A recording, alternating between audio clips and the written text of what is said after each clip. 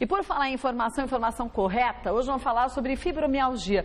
Por que eu falei informação correta? Porque existem algumas doenças de difícil diagnóstico e a fibromialgia é uma delas. Hoje, o Dr. Leandro Teles, que é neurologista, está com a gente. Muito bem-vindo sempre. Tudo bom, Kátia? Tudo bem, você? Tudo ótimo. E também a doutora Liliane Opperman, que é nutróloga e que descobriu que tem fibromialgia, né, doutora Liliane? Infelizmente, né? Mas vamos aí poder compartilhar um pouquinho da nossa experiência. Agora, vamos começar explicando o que é a fibromialgia, doutor Leandro? A fibromialgia é uma doença, né, uma síndrome, quer dizer, um conjunto de sinais e sintomas que causa dor, né, dor crônica, uma percepção elevada de dor. É uma doença que a gente chama de doença de amplificação. O cérebro ele percebe mais as dores, então a pessoa tem dores difusas, geralmente tanto acima quanto abaixo da cintura, dos dois lados, dor sem razão, sem motivo, né? Então isso vai minando a qualidade de vida. Além da dor, a pessoa pode ter outros sintomas, como alteração de sono, tendência a oscilações emocionais, pode ter formigamentos, percepção de inchaço, alterações intestinais. Não todos os pacientes. Então, cada paciente é diferente, né? É uma doença... É tão difícil o diagnóstico. Super difícil. Muitas vezes passa por, tá com frescura, tá inventando, ou é uma doença psíquica, ou é um tipo de depressão. Tudo abobrinha. Então, é uma doença com D maiúsculo, como se fosse pneumonia, diabetes, hipertensão. Por não aparecer nos exames, por isso é tanto preconceito. E aí o paciente sofre duas vezes. Sofre com o diagnóstico, sofre com a falta de compreensão dos familiares, inclusive dos médicos. Né? Mas essa dor, ela é de uma intensidade variável também? Ela é variável, agora ela pode ser muito intensa, pode ser limitante. É causa, às vezes, da pessoa não conseguir trabalhar. A pessoa, às vezes, tem muita também indisposição, tem muita fadiga, dificuldade de se mover, né, de ir trabalhar. Então, a dor pode ser muito intensa, geralmente ela é bem difusa, e aí o médico, às vezes, ele falha aí, né? O médico ele é muito treinado a identificar a dor localizada, aguda. É no estômago? É no estômago, é numa perna. Agora, como assim dói tudo? Como assim dói do fio do cabelo ao pé, né? Então, aí o médico tem dificuldade em reconhecer a síndrome quando ela é crônica e difusa. E quando que você percebeu, doutora Liliane, que você tinha fibromialgia? Quer dizer, você sentia dores pelo corpo mesmo, assim como o doutor Leandro falou? De tudo que ele falou, Kátia, a única coisa que eu não tive, graças a Deus, e também acho que um pouquinho dos hábitos alimentares, é a questão intestinal. O resto você teve tudo? O resto eu tive tudo em ordens variadas, cada hora vem uma coisa, intensidades diferentes também. Né? Claro que nunca cheguei a ficar limitada, porque também como médica a gente tem um pouquinho de conhecimento, de saber quando algo diferente está acontecendo e ir atrás, mas muitas pessoas não têm e aí acabam ficando mesmo limitadas. Há quantos anos que você descobriu que tinha fibromialgia? Tem 2 anos que eu tive o diagnóstico, mas por muito tempo eu achava que eu tinha, e de fato eu tenho uma hérnia de disco cervical e eu achava que a dor que eu sentia era por ela. E, na verdade eu tenho, não é causa cirúrgica, mas as dores elas começaram a se espalhar e eu falei, se a minha é de mineiro, se a minha hérnia é cervical, por que dói o meu joelho? Aí a gente pensa mais pinça, sabe aquelas coisas que a gente sempre busca uma solução? Sim, radia, né? Mas aí veio a fadiga. E é claro, a gente teve que passar por diversos diagnósticos diferenciais. É comum você pensar que uma mulher que tem 3 filhos e tem fadiga, é claro, com ela trabalha, crianças, né? Não é verdade? Mas é uma fadiga que você dorme e acorda não descansada, um sono não restaurador. Agora, deixa eu te perguntar uma coisa, já que você lembrou de falar dos seus filhos. Durante a gravidez, a intensidade de dores era diferente ou não? A intensidade de dores poderia até ser maior em função do aumento de peso. Por exemplo, o pessoal acha que eu sou neurótico com alimentação. Na verdade, Kátia, se eu engordar 3 quilos já me dói muito mais do que o que eu tô. Se eu comer glúten, já me dói o meu joelho. Então, isso é saúde. É uma questão mais do que estética, é uma questão de necessidade. Agora, a alimentação nesse caso faz diferença, doutora Leandro? Quer dizer, a doutora Leandro falou em relação ao peso. Aumenta de peso, aumentam as dores, porque você exige mais do seu corpo. Quer dizer, esse também é um item importante para quem tem fibromialgia? Na verdade, a fibromialgia ela tem um tratamento medicamentoso e não medicamentoso. É uma doença crônica que tem aspectos físicos, psíquicos, altera sono, altera rendimento, fadiga. A alimentação é uma das coisas mais importantes na hora de você regular o seu ritmo biológico, qualidade de vida. Então, não é só um comprimido que vai melhorar, na verdade é toda uma mudança. O controle de peso é essencial, Agora também o que você vai comer, que tipo de alimento. Às vezes você está magra, mas está comendo errado. Então, na verdade, alimentos que combatam a fadiga, que melhorem o sono. Então, por exemplo, usar um estimulante à noite, se a pessoa já tem um sono não reparador, não faz sentido. Então, o controle do peso é fundamental, o controle do estresse, O controle das atividades físicas, que são altamente recomendadas, mas tem que ser de tipos específicos para não piorar a dor. Ao que cada um sente de prejuízo em relação ao local da dor. Exatamente. Né? Então tem que ser adaptado. Então a pessoa tem que conhecer. E para você mudar o seu estilo de vida, você precisa primeiro ter o diagnóstico. Sim. Receber. Eu tenho fibromialgia. Então eu vou mudar meu aspecto de vida. É uma doença de tratamento super difícil, crônico, exige muito do médico e exige muito mais ainda do paciente, que ele vai ter que se conhecer, né? Porque não tem paciente igual um ao outro. Então, vai ter que, a Liliane sabe disso, né? Ela tem que conhecer cada sintoma e às vezes vai ter um mais descompensado, outro menos. Que causa uma dor maior, dependendo da atividade física ou da alimentação que ela está ingerindo também. Ela mudou o hábito de vida, mudou o ritmo, vai ter impacto direto. A gente tem alguns mitos e verdades. Vamos ver o primeiro deles? Olha, a fibromialgia é uma doença psicológica. Pode responder essa você, Kátia. Acho que acho que isso é um grande mito. Esse é mito, pode pôr mito, bem grande, é um mito. Absurdo. Agora, que tudo é psicológico. Ainda tem muito médico, tem muito leigo achando que é uma doença psíquica. Não, é uma doença biológica, física, né? Não é porque não aparece em exame, senão então vamos abolir. Não tem enxaqueca, não tem autismo, não tem TDAH, tem um caminhão de doenças que não surgem e não aparecem nos exames. Mas o inverso pode acontecer. Quem tem fibromialgia e não tem um diagnóstico correto pode também começar a ter problemas psicológicos, pode começar a achar que tudo isso é uma invenção da sua própria cabeça. É lógico, ela vai falar assim, pô, mas nem o médico às vezes fala que eu tenho fibromialgia, e aí surgem aquelas coisas, faz uma ressonância, tem uma alteração da idade, e aí justifica. Não é ATM, mas é o que a Liliane falou. Isso justifica todos os sintomas? Não. Ou então aparece algum exame reumatológico alterado, ou então o que eu tenho é lúpus, artrite reumatoide, e acaba esquecendo dessa doença que é muito frequente. A gente tem mulheres de meia idade, quase 10% das mulheres. Tudo isso? População geral chega a quase 5%, uma a cada 20 pessoas. Então é uma doença difundida. Muita gente sofre calado em casa. Porque vou falar que eu estou com dor no corpo todo, vou falar que eu estou com dor, faço raio-x, ultrassom, não aparece nada. Por quê? Porque a dor não é... Lógico que a dor tem que sinalizar que algo está errado, mas na fibromialgia o problema não está no ombro, está no cérebro, que está percebendo excessivamente. Conexão, né? O sistema de contenção da dor não funciona. É uma doença medular cerebral de determinantes genéticos e ambientais. É uma doença complexa que acaba passando por, não é nada. É o que ela falou, né? Pega uma mulher de meia idade e fala, não, isso é por causa dos filhos, isso é depressão, isso é a síndrome do ninho vazio. Ninho vazio. Então tem que tomar cuidado. Dar o nome correto é o primeiro passo para começar a tratar. Agora, isso tem um agravante, né? A questão de ser uma doença psicológica, porque os medicamentos usados para combater a fibromialgia, para melhorar a qualidade de vida, são também os medicamentos usados para depressão, por exemplo. Então as pessoas falam, nossa, mas eu não tenho depressão, por que eu estou tomando um medicamento igual ao da minha amiga que tem depressão? E aí também esse mito justamente por conta das medicações. Como é uma doença cerebral, é óbvio que a gente tem que usar medicamentos que agem no cérebro. Sim. Não adianta você passar um creme na unha, né? Não, porque não é então a dor não está lá. Então é óbvio que o medicamento tem que entrar no sangue e agir no cérebro. Então a gente usa remédios, às vezes, que alteram, obviamente, a ansiedade, depressão, mas não estão sendo usados para depressão. São remédios que estão sendo usados para gerenciar as vias que conduzem à dor. Organizar o cérebro para enviar o estímulo correto. Exatamente. Vamos para mais um mito ou verdade? Olha lá. A fibromialgia é mais comum em mulheres. E aí? E aí eu acho que deve ser verdade. Isso é verdade, é uma grande verdade. Não é um pouco mais comum, é muito mais comum em mulheres. Por quê? 10 vezes mais comuns. Tem fatores hormonais, tem fatores biológicos, tem fatores culturais. O homem é um pouco mais treinado a resistir, às vezes heroicamente, à dor. Mas a gente tem cada 8 mulheres, um homem. Cada 8 a 10 mulheres, um homem. Então, a fibromialgia é uma doença democrática. Acontece em rico, em pobre, em preto, branco. Agora é mais comum em mulheres, entre aí os seus 25 e 50, 60 anos, mas pode acontecer na terceira idade, pode acontecer na infância. Então existem casos que fogem a essa coisa mais comum. Sabe-se o que dá o start? Então, existem várias teorias. Tem gente que tem a doença de forma mais evolutiva. Tem gente que passa por um quadro de infecção, ou de estresse, ou de um acidente, e aí, de repente, a doença se instala até de forma meio rápida. Então, existem formas onde a pessoa vai tendo aquilo. A genética é importante. Se a pessoa tem um familiar de primeiro grau, a chance dela é 8 vezes maior do que quem não tem. Nem sei se a Lili tem alguém conhecido. Não, né? tô triste por conta dos descendentes mesmo. Aí você teve logo 3, né? Mas, menina, a gente sempre tem uma herança genética que chega que a gente não pode escolher, né? Mas eu acredito que a medicina está evoluindo tanto, Sim, Kátia, que, em especial em fibromialgia, né? Cada ano surge uma novidade, um medicamento novo. Eu acredito que quando as minhas filhas tiverem, claro que já se acomete em crianças, tudo bem, mas como é frequente mais em adultos, quando elas tiverem maiores... Já tem um avanço da medicina maior, né? Com certeza. E como que você soube o diagnóstico? Você foi discutindo de médico também?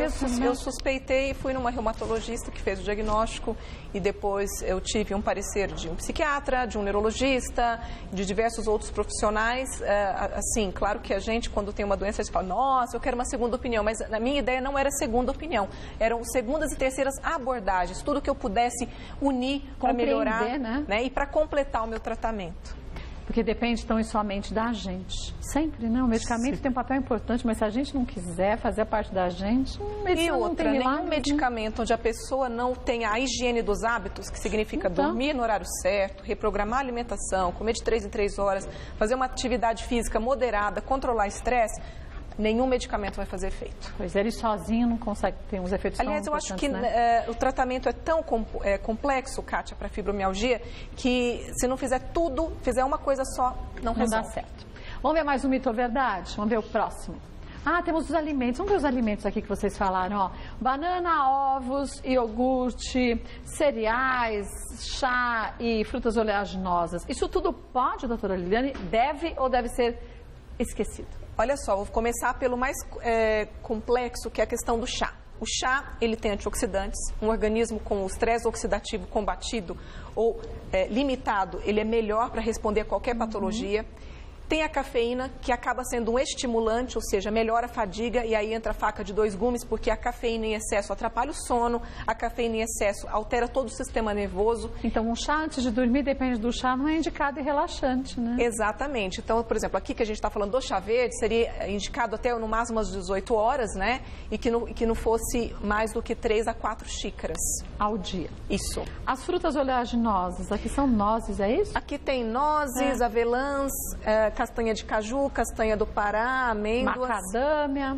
Isso, elas são ricas em vitamina E, que é um antioxidante importante para o sistema nervoso central, lembrando, como o doutor Leandro já disse, que é uma doença do cérebro, e também tem uma ação de melhorar a saciedade. Um organismo que tenha uma saciedade prolongada vai ter uma energia mais prolongada. Então, são fibras e gorduras boas que vão melhorar essa saciedade, vão melhorar essa energia. E normalmente, quando a gente tem dores, a gente tende a não se alimentar. Parece que você perde a fome, né? Parece que o cérebro fala, você não vai comer porque você não está legal. E é justamente aí que a gente tem que agir da forma contrária, né? Sim. Nutrir bem o corpo, nutrir esse cérebro, né? Exatamente. Porque junto com a dor tem a fadiga. Então, a gente precisa combater tudo isso ao mesmo tempo, né? Banana, por exemplo, que é um antifadiga natural. Fácil, simples, uma coisa que cabe na bolsa, cabe no carro, não faz sujeira, já vem pronto. Eu sou fã da banana, né? Uma coisa que para todo lugar, né? Exatamente. E melhora a cãibra. Então, às vezes, a pessoa que tem fibromialgia pode ter outras coisas em conjunto e ela vai perceber tudo, mas de uma forma mais grande. Por exemplo, você, se tiver cãibra, é diferente de mim. Você, se tiver cãibra, é uma cãibra aqui, ok. Eu que sou fibromiálgica, vou ficar chorando aqui até amanhã com uma cãibra. E eu tenho um limite de resistência à dor muito alto. Quando eu vou no dentista e falo, tá doendo um pouquinho, eu já tenho que arrancar o dente que tá tudo destruído, o que também é péssimo, é o oposto. É perigoso, você tem uma antifibromialgia. Eu tenho uma resistência à dor muito forte, meus filhos também. Eu, pro pediatra, reclamavam de que lancetar, porque de tão forte estava a infecção. Então, quer dizer, a gente tem que conhecer o corpo da gente, pra gente saber a hora certa de buscar um médico, né? Olha, se você quiser trocar de problema comigo, eu tô aceitando. Não, obrigada. Acho que eu vou ficar com o meu mesmo, obrigada. Tá bom. Aqui o ovo. Então, é muito importante a gente preservar a parte muscular, né? Ovos são ricos em aminoácidos, tudo isso vai dar uma estrutura melhor para a nossa parte muscular. Igual a gente fala do exercício. Exercício é importante, principalmente os exercícios de musculatura, para você sustentar a sua articulação. Uma pessoa não condicionada, ela pode, por exemplo, numa atividade doméstica, se lesar, né? E uma lesão simples para o fibromiálgico pode se ampliar de uma certa forma, que é bastante difícil. Então, aqui os ovos entram como uma boa fonte de aminoácidos, né? Também é rico em biotina, algumas vitaminas do complexo B, que também são importantes para a parte neural, né? Assim como a aveia também tem complexo B, tem fibras. Uma coisa que a gente falou que eu não tenho, graças a Deus, que é a questão do intestino, também graças a gente poder se alimentar, correta, né? Aveia melhora o funcionamento intestinal. Então, um intestino que funciona diariamente vai fazer com que a pessoa, de uma certa forma, mesmo não fibromiálgico, tenha menos dores abdominais. Então, inserir esses cereais ricos em fibras na alimentação. E o mesmo vale para o iogurte, né? Iogurte, probióticos, vai melhorar esse né? intestino, cuidar do intestino. Eu sou fã do Dr. Hélio Póvoa, ele escreve uns livros fantásticos sobre o segundo cérebro. O intestino é considerado o segundo cérebro. A gente não tem, muitas vezes, esse controle do quanto que, às vezes, um problema de fadiga, de depressão, pode ser causado por uma alimentação inadequada e uma não absorção desses nutrientes. A própria serotonina, que é o neurotransmissor envolvido na fibromialgia, que está diminuído, também tem a produção intestinal. O intestino que não vai bem não produz bem a serotonina. Né? Por isso que as nossas vós falavam que quem tinha prisão de ventre estava enfesada. Exatamente. Brava e cheia de fezes. Vamos ver mais um mito, verdade? Exames laboratoriais não diagnosticam fibromialgia. Verdade, né? Então, isso é uma grande verdade. Não é só laboratorial, não. Exames de imagem também não. Agora, é muito comum eles serem feitos. E um exame cerebral? Não tem uma atividade cerebral diferente? Isso em pesquisa, a gente percebe que tem alguns estudos que mostram se tem atividade diferente. Por exemplo, uma dor ativa no fibromiálgico regiões diferentes, né? E até eventos que às vezes não são dolorosos, são lidos pelo cérebro como dolorosos. Isso em pesquisa. Na prática clínica, no dia a dia, o médico pede exames mais para afastar outras doenças, do que para isso. Porque lógico que existe, né? Artrite reumatoide, existe causas de dor, tem dor miofacial, tem outras doenças que podem mimetizar. Então, os exames eles se prestam mais a afastar outros diagnósticos, porque a fibromialgia, o diagnóstico é clínico. É como uma história bem feitinha. É o médico perguntando e se interessando. Eu acho que nada na medicina aproxima tanto, acho que o médico do paciente, porque é uma questão de confiança. Eu acredito no que você está me falando. Não precisa me provar. Eu acredito e vou te ajudar. Agora, deixa eu te perguntar uma coisa. Já que é uma doença no cérebro, então precisa ir num neurologista. Não necessariamente. Num clínico geral. E se ele não tem essa percepção e essa habilidade? Essa é uma habilidade doença humana. Essa é uma doença, Kátia, muito comum. Existem excelentes clínicos gerais que conseguem gerenciar tranquilamente o quadro de fibromialgia. Quem primeiro estudou essa doença nem foram os neurologistas, foram os reumatologistas, porque eles recebiam os pacientes com o famoso reumatismo, né? Então, reumatismo. Então, muitos reumatologistas fazem diagnóstico, acompanham de forma perfeita esses pacientes. Clínicos gerais bem preparados, o clínico geral, aquele que está próximo de casa, no posto de saúde, deveria ter a capacidade de fazer o diagnóstico e acompanhar. E muitos têm. Mas eu acho que, infelizmente, a medicina perdeu um pouco isso do tempo de consulta, do exame físico, da confiança. Essa medicina humanizada que a gente precisa. E aí, essa doença precisa de humanização, porque não vai ser com tecnologia que a gente vai resolver. Por que eu te perguntei isso? Porque se a doutora Liliane, que é médica, descobriu há 2 anos, ela disse que pelo menos há uns 10 ela já tinha doença. Imagine a gente, réis mortais, que a gente não entende de medicina. E aí você vai no médico, vai no outro e fala, não, mas eu sei, não está resolvendo. Eu continuo com dores diferentes. Às vezes é bom você buscar um médico que estuda a atividade cerebral mesmo, porque assim ele tem uma capacidade, vamos dizer, mais apurada para esse tipo de diagnóstico. Aqui, Kátia, a recomendação é, se for buscar um especialista, reumatologista, fisiatra, neurologista, principalmente aqueles neurologistas que veem pacientes com dores crônicas. Esses 3 especialistas vão ter toda a capacidade, mas qualquer médico, até o ginecologista que vê muita mulher, deveria ter traquejo, né? E muitos ginecologistas têm. Você deve imaginar alguns, porque a mulher vai no ginecologista e às vezes se queixa, eu tô com uma dor aqui, acolá, eu tô com fadiga, eu tô com distúrbio de sono, o ginecologista fala, nossa, eu acho que você pode ter fibro, segue o caminho. A gente consegue quando se tem ainda a vantagem de ter a opção de poder escolher o seu médico e de você ter sempre o contato com o mesmo médico. Às vezes, dependendo da localidade que a pessoa mora, ela chega atendida por um médico que tem. Não é um médico que te acompanha e fala assim, nossa, a Liliane tinha essa dor no mês passado, um retrasado, ela teve um local diferente.